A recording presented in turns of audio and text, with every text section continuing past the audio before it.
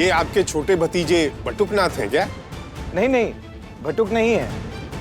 बटुक कैसे हो सकता है? बटुक तो विद्यालय गया है। ए, कौन हो तुम? इन कपड़ों में सबके सामने आ गई तो बड़े काका ससुर जी मुझे घर से निकाल देंगे। क्या करूं मैं? अरे कौन हो तुम? मैं बट्टू का दोस्त हूँ। यहाँ क्या कर रहे हो? मैं खेलने आया था। तुम बटुक के दोस्त हो और तुम्हें पता नहीं कि वो इस समय विद्यालय में होता है? वो अभी दोस्त बना हूँ ना उसका। अभी दोस्त बने हो? मतलब नया दोस्त बना हूँ ना। अच्छा अच्छा अच्छा अच्छा, तुम वो पोस्टमास्टर साहब जो तबादला होकर यहाँ आए हैं, उनके बेटे गोगोल हो क्या? वो हाँ वही। अच्छा, अब मैं चलता हूँ।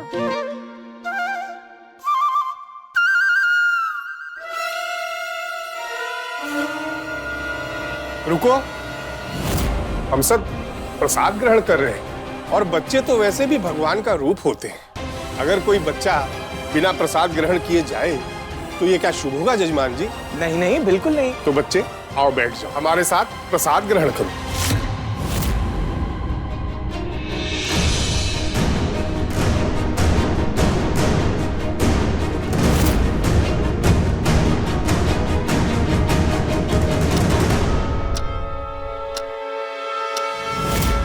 बजे के बाद तो जाप समाप्त हो जाता है, पूजा काल खत्म हो जाता है, लेकिन आपकी बहू आई नहीं अभी तक हमारा आशीर्वाद लेने। जी वो आ ही रही होगी।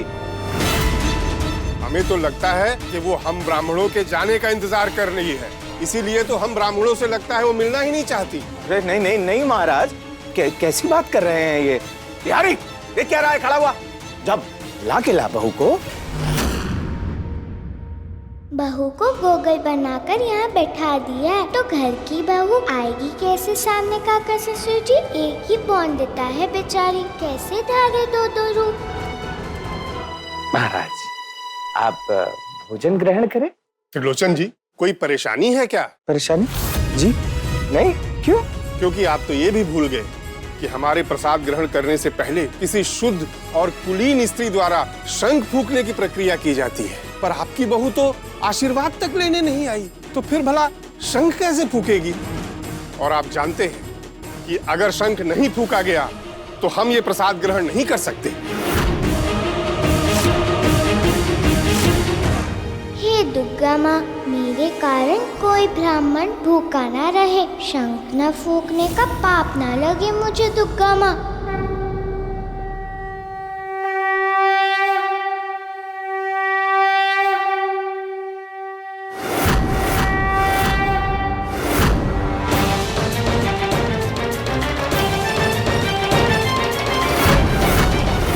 बचाने आ गई परी दीदी।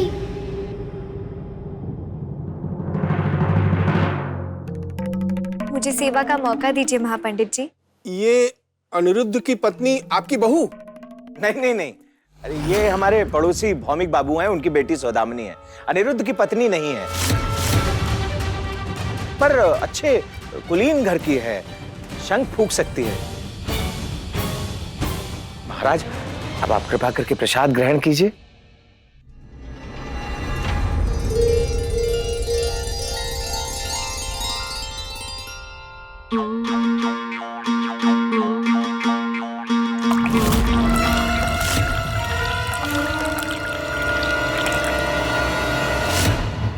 इस पानी में कुछ गिर गया है, अब अगर महापंडित जी ने ये पानी पी लिया तो उनका अनादर होगा, और काका ससुर जी ने कहा था ऐसी कोई भी चीज ना हो जिससे उनका अपमान हो। क्या करूं अब?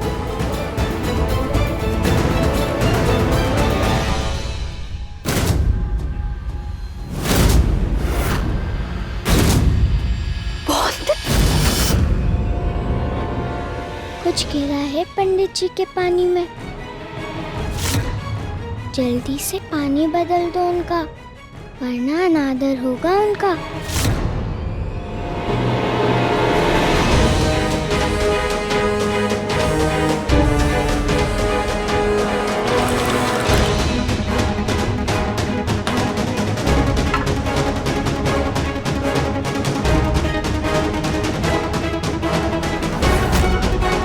तुम्हारी यही इच्छा है?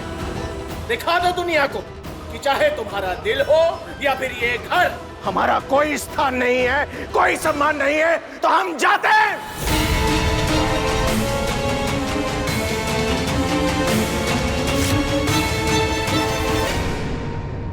रुकिए काका।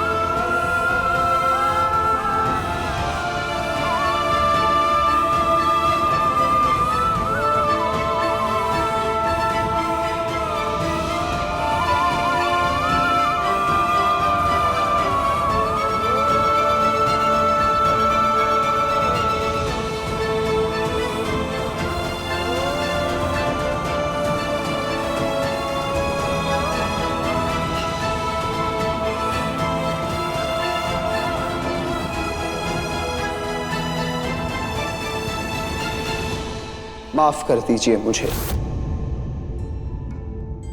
मैं अपने विचारों से आपकी भावनाओं को ठेस नहीं पहुंचाना चाहता था।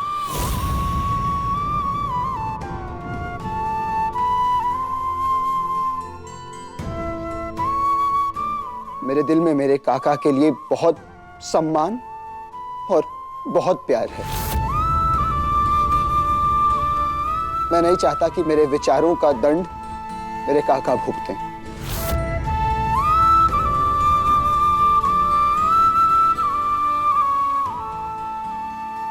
ठीक है।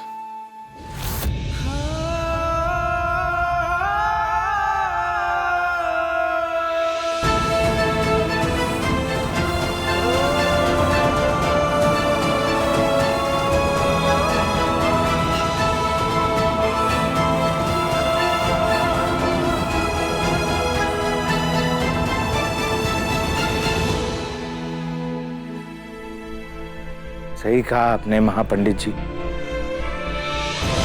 पश्चिमी सभ्यता में अंधा हो गया है अनिरुद्ध। उसकी गलती की हम आपसे क्षमा मांगते हैं। आप इसको जो भी दंड देना चाहें तो मुझे दे दें। आपका बेटा ही आपका दंड है।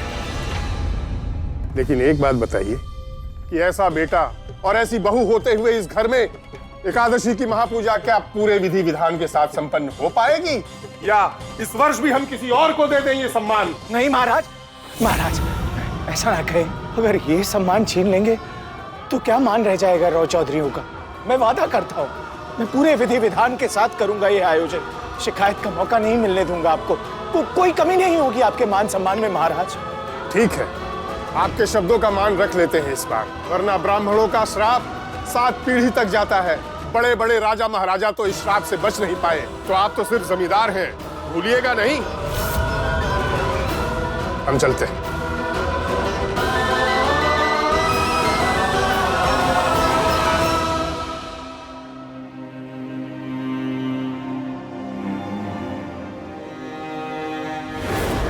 बहू,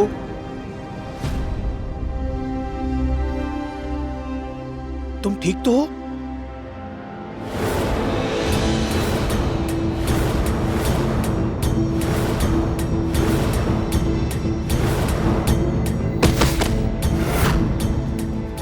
यदि प्रायश्चित ढंग से पूरा ना करती तो ब्राह्मण भोज करके जाते क्या?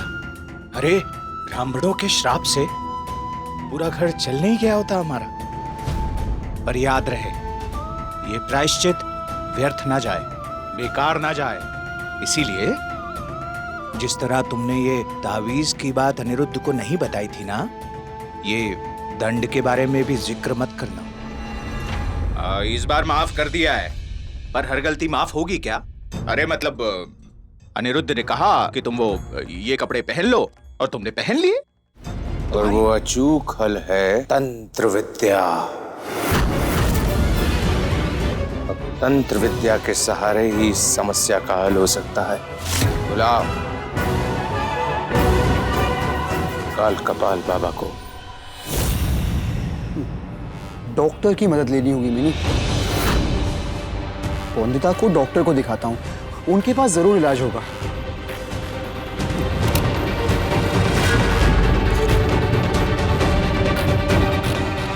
Hello, may I please talk to doctor Basu? वो तो कोलकाता गए हैं, कल आएंगे। कैलकाटा गए हैं, कल आ जाएंगे ना पक्का? हाँ। ओके।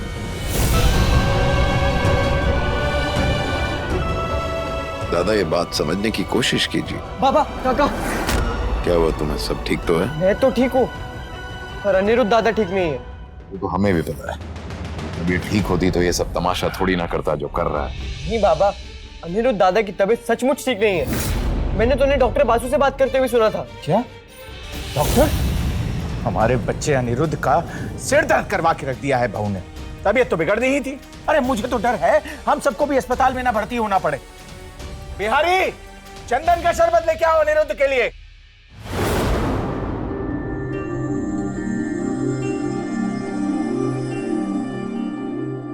नहीं, बुखार तो नहीं। चंदन का शरबत पिलाओ, मन ठंडा होगा तो चिंता भी ठंडी पड़ जाएगी। हाँ दादा, आप चिंता ना करें, सब ठीक कर देंगे हम। अरे पर हुआ क्या है, मुझे घेरे क्यों है आप सब ऐसे? अरे क्योंकि अपना है तू, तेरी तबीयत ठीक नहीं है तो चिंता तो होगी। तबीयत खराब थी तो बताया क्यों नहीं? घर वाले हैं, कोई दुश्मन थोड़ी ना है तुम्हारे। किसने कहा मेरी तबीयत खराब है? बिल्कुल ठीक हूँ मैं। तो आप डॉक्टर से क्यों कह रहे थे मिलने के लिए? डॉक्टर से मिलना है मुझे, पर मेरे लिए नहीं, वंदिता के लिए।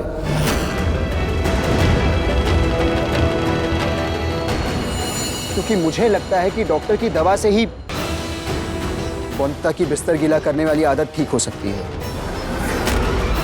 मैं कल ही मिलकर डॉक्टर से दवा ले लूंगा काका। और मुझे विश्वास है कि एकादशी की पूजा से पहले उसकी आदत पूरी तरह ठीक हो जाएगी। देखा, कहा था ना मैंने कि अनिरुद्ध तुम्हें चिकित्सक के पास लेके जाने वाला है। जिस बात का डर तुम्हें था अब वही होगा। चिकित्सक को दिखाते ही क्या शहर भर में पता नहीं चल जाएगा तुम्हारे बिस्तर गीला करने की समस्या का?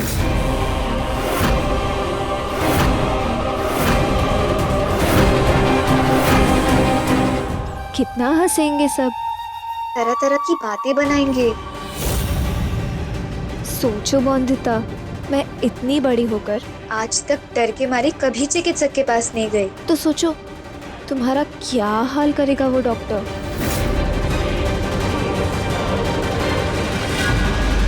पता नहीं अनिरुद्ध क्यों नहीं समझता। तुम्हारी समस्या का हल डॉक्टर की सुई नहीं, तुम्हारी माँ है।